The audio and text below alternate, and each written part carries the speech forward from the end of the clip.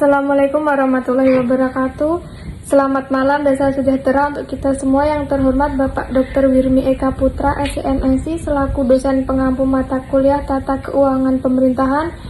Di sini saya selaku moderator yang bernama Aisyah Putri, dan anggota saya yang pertama ada Andini Azhara, yang kedua ada Feni Adita Putri, yang ketiga ada Seli Ayu Karomah, yang keempat ada Akram Muzaki, dan yang terakhir ada M. Rifki. Baiklah, di sini saya akan mempresentasikan hasil video presentasi kami.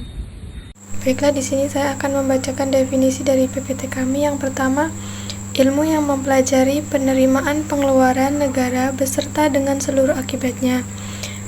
Keuangan negara didefinisikan juga berdasarkan objek yang meliputi semua hak dan kewajiban negara yang dapat dinilai dengan uang, termasuk kebijakan dan kegiatan dalam bidang fiskal, moneter, dan pengelolaan kekayaan negara yang dipisahkan seperti uang dan barang yang dapat dijadikan milik negara. Adapun definisi yang kedua, keuangan negara membahas dampak dari realisasi anggaran penerimaan dan belanja negara terhadap perekonomian, terutama terhadap pencapaian tujuan kegiatan ekonomi seperti pertumbuhan ekonomi, stabilitas harga, distribusi penghasilan, peningkatan efisien, serta penciptaan kesempatan kerja.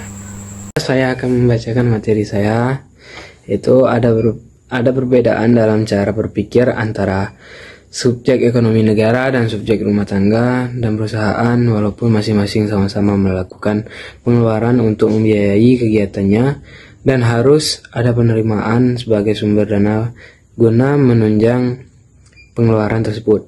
Bagi subjek ekonomi rumah tangga dan perusahaan, pengeluaran bertitik tolak pada besarnya penerimaan yang ada.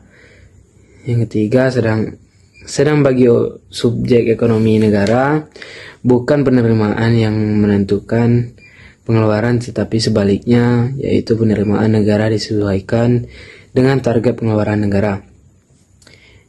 Adapun sistem kapitalis, dalam sistem perekonomian yang menganut paham liberalisme dan kapitalisme, dikehendaki adanya kebebasan individu dan mutlak, dan tidak membenarkan pengaturan ekonomi oleh pemerintahan kecuali dalam hal-hal yang tidak dapat diatur sendiri oleh individu atau masyarakat.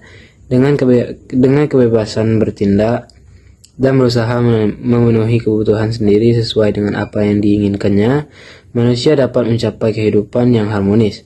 Apabila setiap orang sudah merasa makmur dan sejahtera, di mana sebuah kebutuhannya telah dipenuhi, maka semua orang dalam negara yang bersangkutan dengan sendirinya juga akan merasa makmur dan sejahtera. Sekian, terima kasih. Selanjutnya, sistem sosialis. Sosialisme dalam bentuknya murni menghendaki dipuskannya kebebasan individu dan pengaturan kehidupan ekonomi harus dipegang oleh pemerintah sebagai organisasi yang mewakili para individu. Dalam artian, pemerintahlah yang mengatur distribusi barang konsumsi, bahkan mengatur pendidikan serta memperbaiki kesehatan dan sebagainya. Dalam perkembangan ekonomi bangsa-bangsa di dunia, tidak ada lagi sistem ekonomi yang ekstrim atau yang murni.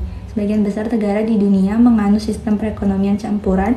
Mengenai mana yang lebih sosialis atau lebih bersifat kapitalis hanya tergantung pada derajat atau sampai seberapa jauh peranan pemerintah dalam perekonomian negara yang bersangkutan. Pemerintah perlu ikut campur tangan dalam berbagai kegiatan ekonomi karena mekanisme pasar yang dianut oleh sistem kapitalis yang murni memiliki berbagai kelemahan atau market failure. Pada dasarnya, kelemahan-kelemahan tersebut timbul karena hal-hal berikut. 3.1. Adanya barang kolektif atau collective goods.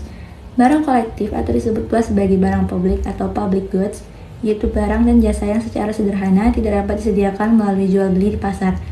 Barang dan jasa ini tidak harus disediakan untuk orang-orang sebagai suatu keseluruhan, dan bukannya disediakan bagi orang-orang yang individu. Ini adalah prinsip non-rivalry atau tidak bersaing. Konsumsi seseorang tidak akan mengurangi tersedianya barang atau jasa tersebut bagi seseorang atau sekelompok orang lain yang ingin mengkonsumsikannya. Inilah materi selanjutnya, yaitu perbedaan antara biaya privat dengan biaya non-privat.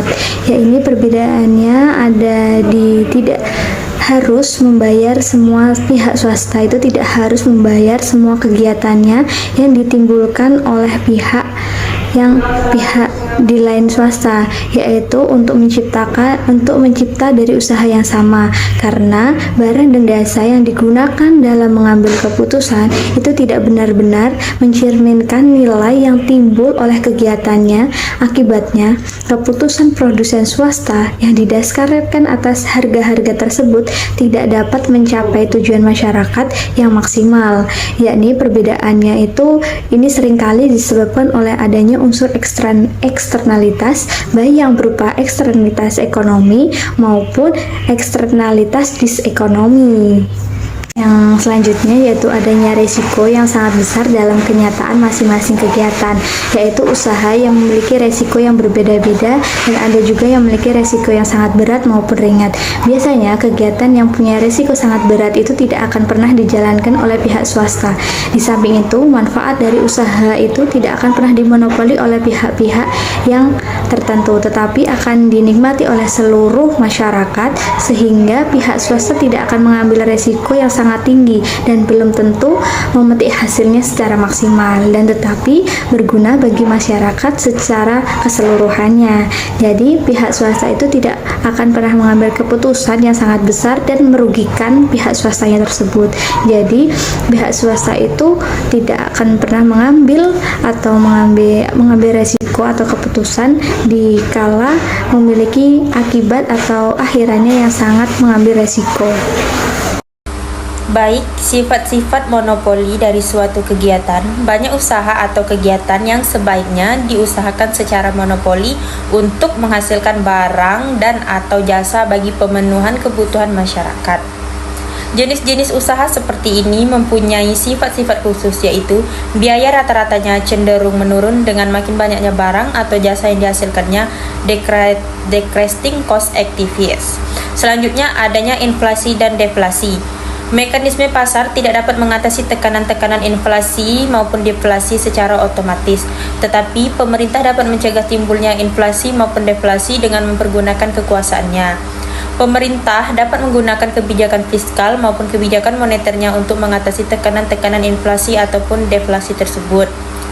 Semakin berkembangnya perusahaan-perusahaan dan pabrik-pabrik, dengan mekanisme pasar, perusahaan-perusahaan dan pabrik-pabrik dapat berkembang.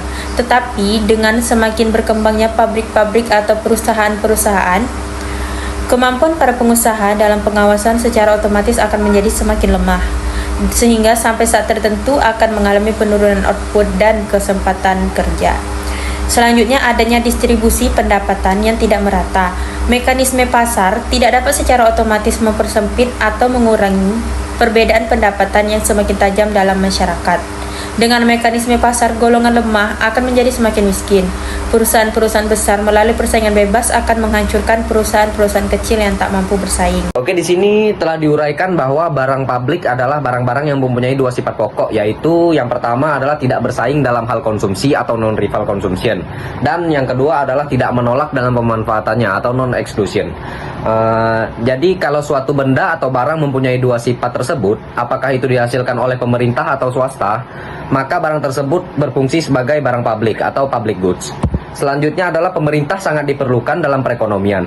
Kegiatan pemerintah dapat digolongkan menjadi 4 macam, yaitu yang pertama adalah kegiatan alokasi atau allocation function. Pemerintah mengalokasikan faktor-faktor produksi maupun barang dan jasa untuk memenuhi kebutuhan masyarakat. Yang kedua adalah kegiatan redistribusi pendapatan atau redistribution function. Di sini adalah pemerintah melaksanakan redistribusi pendapatan atau mentransfer penghasilan dengan cara mengenakan pajak atau memberikan subsidi.